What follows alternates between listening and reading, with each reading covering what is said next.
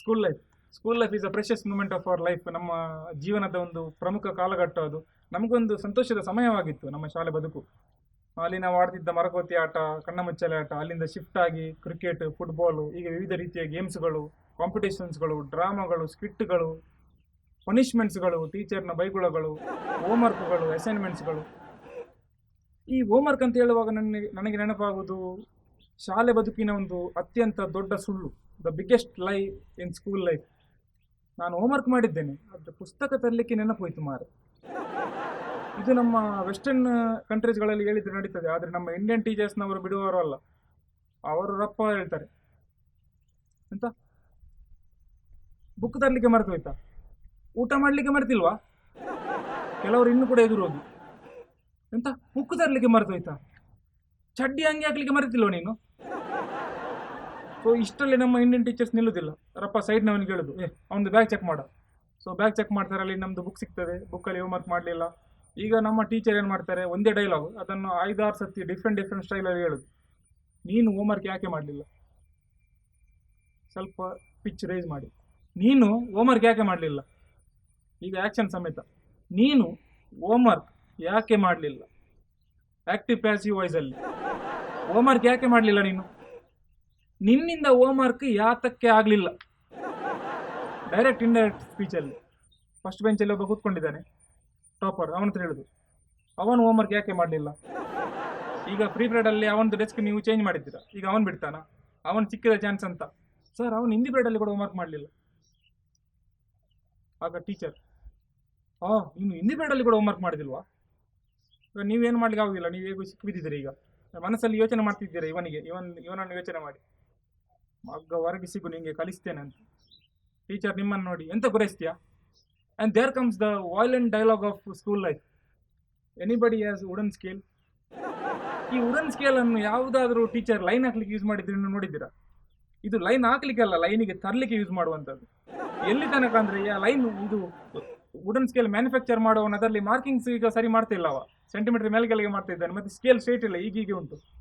ಈಗ ಅಂಗಡಿಯವನಿಗೆ ವಾಪಸ್ ಕೊಟ್ಟರೆ ಅವನು ಹೇಳ್ತಾನೆ ಇದು ಸ್ಟ್ರೇಟ್ ಇಲ್ಲ ಅಂತ ಹೇಳಿದರೆ, ಅಂಗಡಿಯವನು ಹೇಳ್ತಾನೆ ನಿನ್ಗೆ ಎಂತ ಮಾರೆ ಹೊಡಿಲಿಕ್ಕೆ ಅಲ್ಲ, ತಗೊಂಡೋಗು ನೀನು.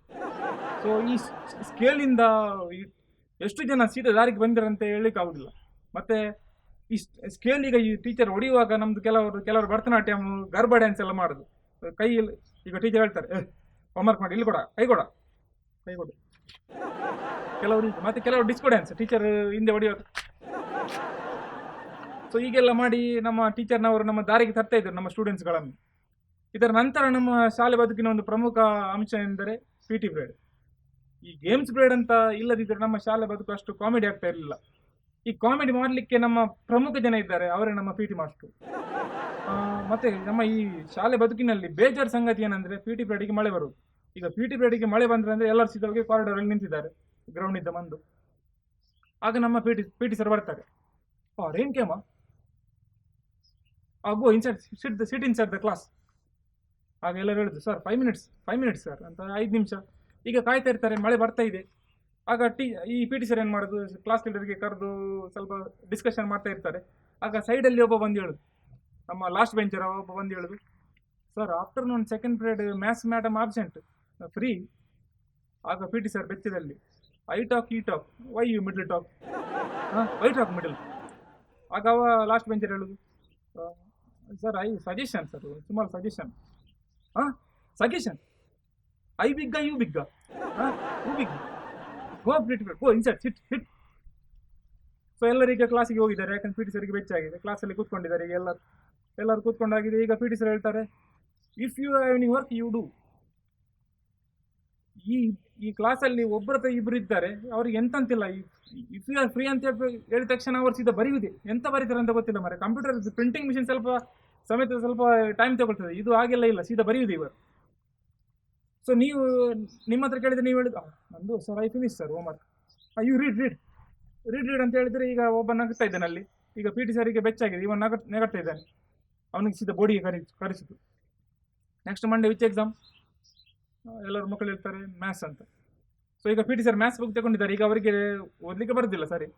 ಅದಕ್ಕೆ ಕ್ಲಾಸಲ್ಲಿ ಒಂದು ಹುಡುಗಿ ಇರ್ತಾಳೆ, ಹುಡುಗಿಗೆ ಶೇಲೆ ಹುಡುಗಿ ಸ್ವಲ್ಪ, ಅವಳ ಹತ್ರ ಹೇಳುದು, ನೀವು ಹೋಗಿ ಬೋರ್ಡಲ್ಲಿ ಲಾಸ್ಟ್ ಕ್ಲಾಸಲ್ಲಿ ಮಾಡಿದ ಕ್ವಶನ್ ಬರಿ ಅಂತ. ಸೊ ಅವಳು ಕ್ವಶನ್ ಬರೀತಾಳೆ. ಈಗ ಇವನಿಗೆ ಎದುರೋದವನಿಗೆ ಎಂತ 6 ಗೊತ್ತಿಲ್ಲ ಅದರದ್ದು, ಇವನು ಬರಿತಾ ಇದ್ದಾನೆ. ಈಗ ನೀವು ಹಿಂದುಗಡೆ ಕೂತ್ಕೊಂಡಿದ್ದಾರೆ, ನೀವು ನಿಮ್ಮ ಫ್ರೆಂಡಿಗೆ ಬಿಟ್ಟಾಗ್ಲಿಕ್ಕೆ ಆಗ್ತದಾ? ಆಗುದಿಲ್ಲ. ನೀವು ಟ್ರೈ ಮಾಡ್ತಿದ್ದೀರಾ ಅವನಿಗೆ ಬರೀಲಿಕ್ಕೆ, ಅಲ್ಲಿ 2x+3 ಅಂತ ಏನಂತ ಉಂಟು ಬರೀಲಿಕ್ಕೆ. ಅವನು ಮಂಗ, ಅವನಿಗೆ ಗೊತ್ತು ಕೂಡ ಆಗುದಿಲ್ಲ ಮಾರೆ, ಆದ್ರೂ ಅವನು ಟ್ರೈ ಮಾಡುದು.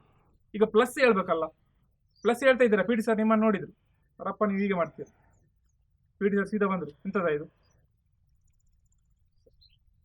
ಸರ್? ಪ್ರೇಯರ್ ಮಾಡುದು ಸರ್. ಓಕೆ. ಈಗ ನಿಮ್ಮ ಫ್ರೆಂಡ್ ಹೇಗೂ ಬರದ, ಆದ್ರೆ ಈಗ ಪಿ ಟಿ ಸರ್ ನಿಮ್ಮನ್ನು ಬಿಡುದಿಲ್ಲ. ಯಾಕಂದ್ರೆ ನಿಮ್ದೆಲ್ಲ ಅದಕ್ಕೆ ಪ್ರಸಂಗ ಬುದ್ಧಿ ತೋರಿಸಿದಿರಲ್ಲ.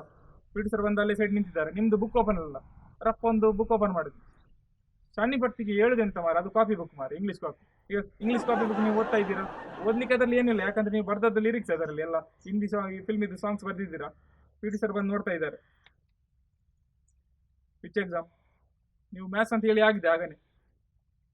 ಈಗ ಪಿ ಟಿ ಸರ್ಗೆ ಕೂಡ ಡೌಟ್, ಮ್ಯಾಥ್ಸ್ ಅಲ್ಲಿ ಕಾಪಿ ಉಂಟಾ ಮಾರ ಅಂತ, ಕಾಪಿ ಬುಕ್ ಉಂಟಾ ಅಂತ ಅವ್ರಿಗೆ ಹುಡ್ತಾ ಇದ್ದಾರೆ. ಅಲ್ಲಿ ಮೇಲೆ ಡೇಟ್ ಉಂಟಾ, ನಂಬರ್ ಉಂಟಲ್ಲ, ಸಾಕು ಅಂತ ಪಿ ಟಿ ಸರ್ ಬಿಟ್ರು. ಸೊ ನೀವು ಹೇಗೂ ಅಲ್ಲಿ ಪಾಸ್ ಆಗಿದ್ರಿ. So P T sir was the comic part of our school life.